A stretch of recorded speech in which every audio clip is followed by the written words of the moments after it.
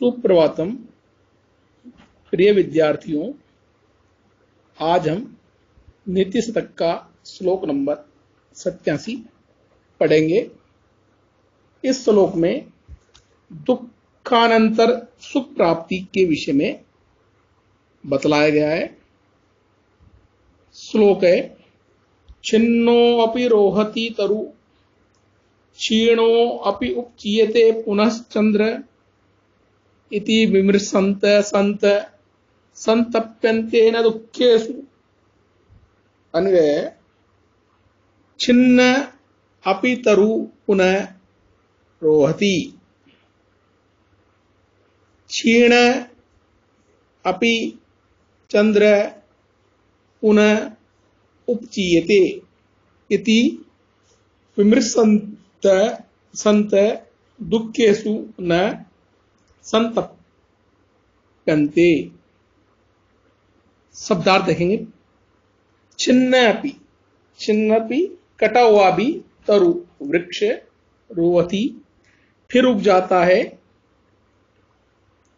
क्षीण अपि कलाओं से क्षीण हुआ भी, चंद्र चंद्रमा, पुनः उपचीयते फिर बढ़ता है, इति विमृशन्त ऐसा विचार करते हुए संत सज्जन दुखेषु विपत्तियों में संतप्यन्ते संतप्त नहीं होते हैं। संपूर्ण अर्थ देखेंगे। कटा हुआ वृक्ष भी पुनः उग आता है, कृष्ण पक्ष में कला क्षीण चंद्रमा भी फिर शुक्ल पक्ष में बढ़ जाता है। यह विचार करके सत्पुरुष विपत्ति आने पर व्याकुल नहीं होते हैं। भावार्थ है, सुख और दुख का क्रम सदा बदलता रहता है। कभी सुख मिलता है तो कभी दुख। संसार चक्र का ऐसा ही नियम है। जैसे चंद्रमा कभी क्षीण हो जाता है तो कालांतर में वह क्षोम बढ़ जाता है। इस तरह का संसार चक्र समझने वाले सत्पुरुष विपत्ति आने पर कभी नहीं घबराते हैं और सदा धैर्यशाली बने रहते हैं। इस श्लोक में आर्या छंद है। आर्या एक मात्रिक छंद है जिसका लक्षण है यस्या पादे प्रथमे द्वादश मात्रा तथा तृतीयपि अष्टादश द्वितीय चतुर्थ के पंचदश आर्या। अर्थात इस छंद के प्रथम चरण में 12 मात्रा तथा तृतीय चरण में भी 12 मात्रा होती है, द्वितीय चरण में 18 मात्रा होती है और चौथे चरण में 15 मात्राएं होती है। कुल 57 मात्राओं का ये छंद होता है। अग्रिम श्लोक 88 नंबर का, इसमें भाग्य का प्राधान्य बतलाया गया है।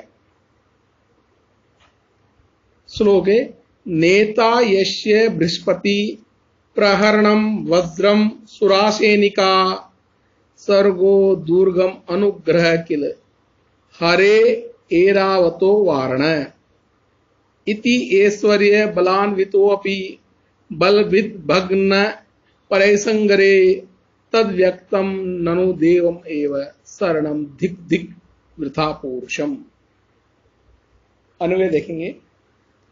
यस्य नेता बृहस्पति प्रहरणम वज्रम सुरा सेनिका दुर्गम स्वर्गम हरे अनुग्रह किल वारण ऐरावत इति ऐश्वर्य बलान्वित अपि बलविद संगरई परई भग्न तद्व्यक्तम ननु देवमेव शरणम वृथा पुरुष धिक धिक। शब्दार्थ है, यस्य जिसके नेता मार्गदर्शक गुरु बृहस्पति देवगुरु है, प्रहरणम आयुध, वज्रम वज्र, सुरा देवता, सैनिका सैनिक हैं, दुर्ग किला, स्वर्ग स्वर्ग है, हरे भगवान विष्णु की अनुग्रह किल निश्चित रूप से कृपा है, वारण हाथी, ऐरावत है ऐरावत है, इति इस तरह ऐश्वर्य बलान्वितो अपि समृद्धि और शौर्य से युक्त भी बलभित इंद्र संग्रे युद्ध में परई शत्रुओं से भग्न पराजित हो गया। तद व्यक्तम इसलिए स्पष्ट है, ननु देवमेव निश्चित भाग्य ही शरणम रक्षक है, वृथा पुरुषम व्यर्थ के पुरुषार्थ को धिक धिक धिक्कार है। संपूर्ण अर्थ देखेंगे। जिस इंद्र के मार्गदर्शक स्वयं बृहस्पति हैं, अस्त्र वज्र है, देवगण सैनिक हैं, दुर्ग स्वर्ग है, जिस पर भगवान विष्णु की कृपा है, गजराज ऐरावत जिसका हाथी है, ऐसे ऐश्वर्य और पराक्रम से संपन्न देवेंद्र भी संग्राम में अपने शत्रुओं से पराजित हो गए। तो इससे यह स्पष्ट होता है कि भाग्य ही केवल रक्षा करने वाला है, व्यर्थ के पुरुष को बार बार धिक्कार है। भावार्थ देखेंगे। वस्तुतः देव के आगे पुरुषार्थ शक्तिहीन हो जाता है, अतः वही होता है जो भाग्य या देव प्रदत्त होता है। चाहे मनुष्य के पास उत्तम साधन हो, परंतु घटित वही होगा जो भाग्यवीत है। जैसे देवराज इंद्र भी जब जब साधनों से संपन्न होकर भी दानवों से पराजित हो गए, तो सामान्य मनुष्य की क्या शक्ति जो देव के विपरीत कार्य कर सके। अतः पुरुषार्थ व्यर्थ है, देव ही परम आत्मबल है, उससे ही सारे कार्य सफल होते हैं।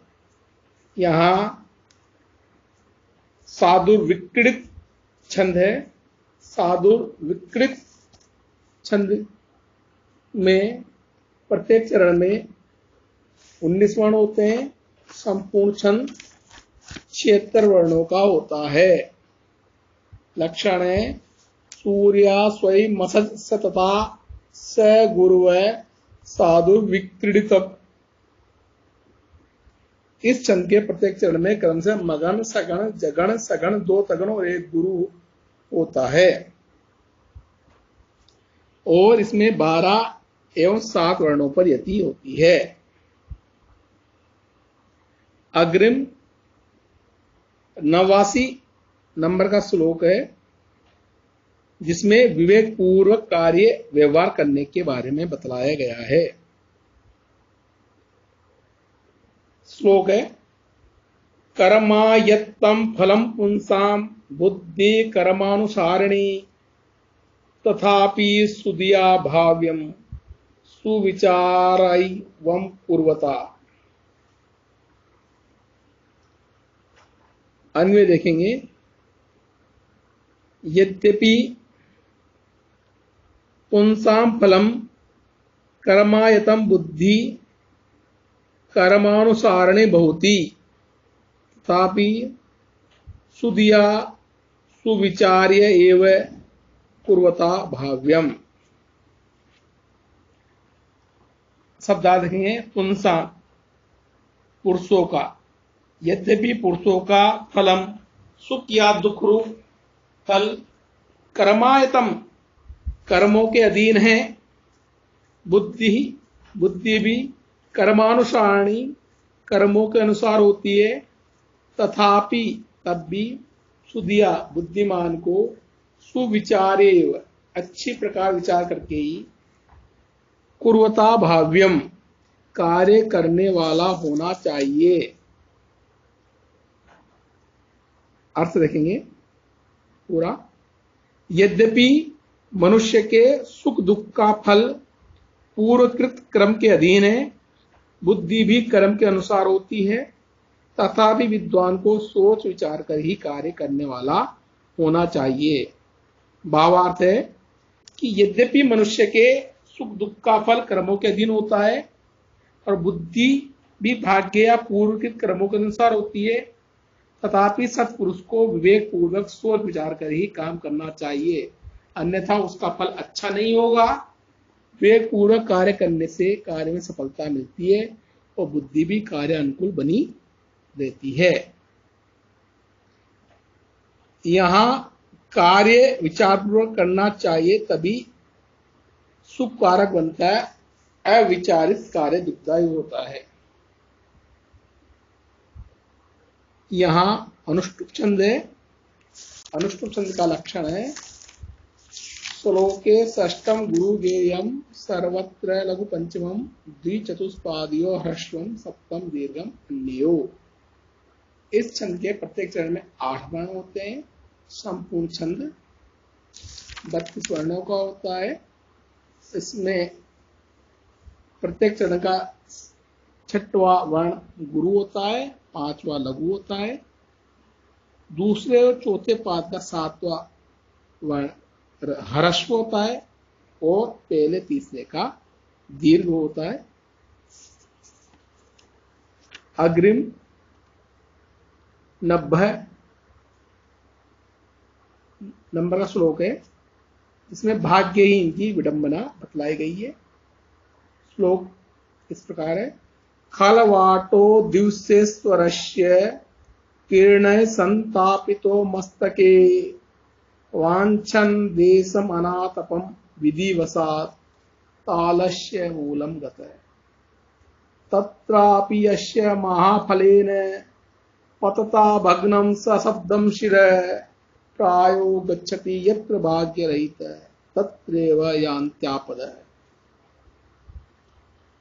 अन्वय है खलवाट द्युशेश्वरस्य किरणै मस्तके संतापित सन अनात्तपम देशम वांछन विधिवशात् तालस्य मूलम गतः तत्र अपि पतता महाफलेन अस्य शिर सशब्दम भग्न प्रायो यत्र भाग्यरहित गच्छति तत्रैव आपद यान्ति। शब्दार्थों को देखेंगे। खलवाट गंजा व्यक्ति, द्युशेश्वरस्य सूर्य की किरणों से, मस्तके माथे पर, संतापित संतप्त हुआ, अनातप देशम छाया वाले स्थान को, वांछन चाहता हुआ, विधिवशात् विधि यानी भाग्य, तो भाग्यवश, तालस्य मूलम ताल के मूल में, ताड़ के पेड़ के नीचे, गतः गया, तत्रपि वहां भी, पतता गिरते हुए, महाफलेन ताड़ के बड़े फल से, अस्य शिर उसका सिर, सशब्दम भग्नम आवाज के साथ फट गया, प्राय अधिकतर, भाग्य रहित भाग्यहीन व्यक्ति, यत्र गच्छति जहां जाता है, तत्र वहीं, आपद आपत्तियां गच्छन्ति जाती हैं। संपूर्ण देखेंगे। गंजा व्यक्ति मस्तक पर पड़ी हुई सूर्य की किरणों से व्याकुल होकर छाया वाले स्थान को ढूंढता हुआ संयोगवश ताड़ के पेड़ के नीचे गया, परंतु वहां पर भी वृक्ष से गिरते हुए ताड़ के फल से उसका सिर आवाज के साथ फट गया। प्राय देखा जाता है कि जहां भाग्यहीन जाता है वहीं पर आपत्तियां भी उपस्थित हो जाती हैं। भावार्थ है भाग्यशाली व्यक्ति चाहे कहीं भी कैसी भी स्थिति में रहे वह सदा सुखी ही पाता है, परंतु भाग्यहीन व्यक्ति चाहे जितने भी प्रयत्न करे वह विपत्तियों से मुक्त नहीं हो पाता है। जैसे खलवाट व्यक्ति आत्मरक्षा ताड़ के पेड़ के नीचे गया, परंतु वहां पर भी उसे सुख नहीं मिला।